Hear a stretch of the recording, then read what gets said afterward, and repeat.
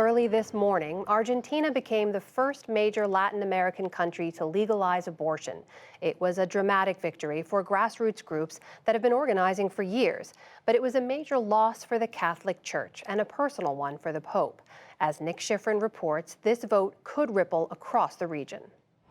Overnight, there was no social distancing, only jubilation. Members of Argentina's pro-abortion rights Green Wave movement celebrated in a sea of green, the color that symbolizes the pro-choice campaign and women's rights across the region. This decision changes everything for millions of women. It is not a question of ethics. It is a question of public health. And now thousands of lives will be saved. And as you see, the green scarf, this one that I have here, which is the symbol of abortion in our country. Mariela Belsky is the Argentina executive director of Amnesty International, which campaigned for the law. It means that we have a more democratic country. My daughter is going to have a different country, a country that allows her to decide what to do with her body. The right to autonomy for us is so important. And in this country, until now, it has not been respected. The bill decriminalizes abortion for any reason in the first 14 weeks of pregnancy. After 14 weeks, abortion will continue to be legal only in cases of rape or danger to the mother's life. Argentina is the largest country in Latin America to take this step. Only Uruguay, Cuba, Guyana, and parts of Mexico allow early-term abortions on demand. Belsky says the fight for abortion rights is borderless and will expand across the region. You will see this in Peru, in Mexico, in Chile. All the women's movement in this region are using this scarf as an icon for the fighting of abortion. But last night, Buenos Aires was a tale of two cities. Many here opposed the bill. After the vote, they were silent and teary. This hasn't ended here. We continue every day fighting for the women who need it most. I am such a feminist that I defend women starting in the womb. The opposition was supported by the Catholic Church and the Pope himself. Francis was born Jorge Bergoglio in Buenos Aires. Last month, the first Southern Hemisphere Pope sent a letter to his Argentine supporters asking, is it fair to eliminate a human life to solve a problem? Is it fair to hire a hitman to solve a problem? Yesterday, just before the vote, he tweeted, "The Son of God was born an outcast in order to tell us that every outcast is a child of God." The campaign against the bill united Argentina's evangelical and Catholic churches, which usually compete. This law goes against common sense, against natural law, against reason. It would be a subjugation of the national constitution that defends and understands that the rights of the children begin from the first moment of conception. Activists say the bill's passage will protect women. Since 1983, several thousand women have died from unsafe clandestine abortions, and every year 38,000 women are hospitalized because of dangerous procedures. But advocates fear ongoing opposition to the law means enforcement will be a challenge. Today, we win a battle, but we have to start another very difficult battle, which is the implementation of this law. And the fight is going to be harder. To discuss what this vote means for Argentina and the region, I'm joined by Professor Maria Victoria Murillo, the director of the Institute for Latin American Studies at Columbia University. Professor Murillo, welcome to the NewsHour. Why does Argentina's vote have an outsized influence on the region?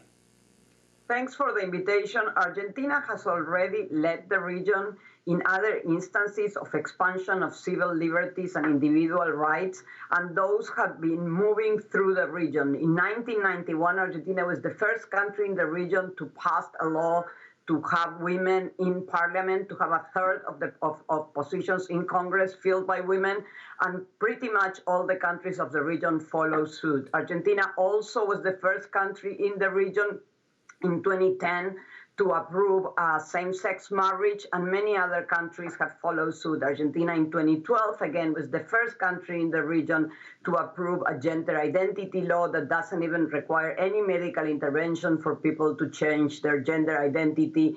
And that has not moved so fast. But again, Argentina has always been an example for the region in the expansion of these types of rights. And so as Argentina has been a bellwether for the region for marriage and gender, could we see similar votes on abortion following Argentina's vote?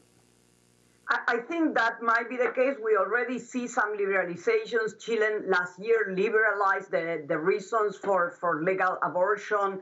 There's already the City of Mexico, the state of Oaxaca in Mexico that have liberalized abortion. So I think we see this movement happen. And I think this, the example of Argentina is going to embolden the feminist movement around the region to try to gain more rights. The Catholic Church, of course, has long been dominant in Argentina and the region. What does it say about the Church's influence and, frankly, the Pope's influence that this vote went directly against him and the Church? I mean, it's interesting in the sense that the Pope is Argentinian, and the Pope made a call against the vote on the morning of yesterday before the Senate vote and didn't change the result.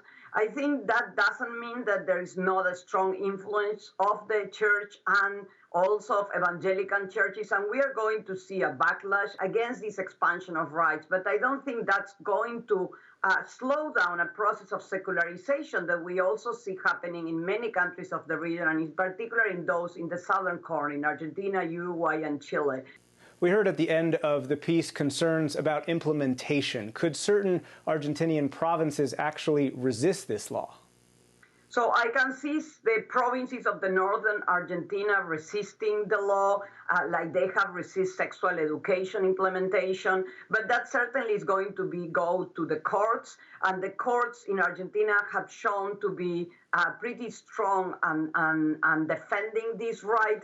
And as for the changes inside Argentina, this vote failed in 2018. What was the single most important change since then that led to a different outcome overnight? I think the mobilization of women that resulted from that change made the president commit to this reform, which had not been the case in 2018. And the president and the party of the president make a strong effort to get the votes. It was easier to get it passed in those conditions, and those included some concessions that had not been given in the 2018 vote. Professor Maria Victoria Murillo, thank you very much. Thanks to you.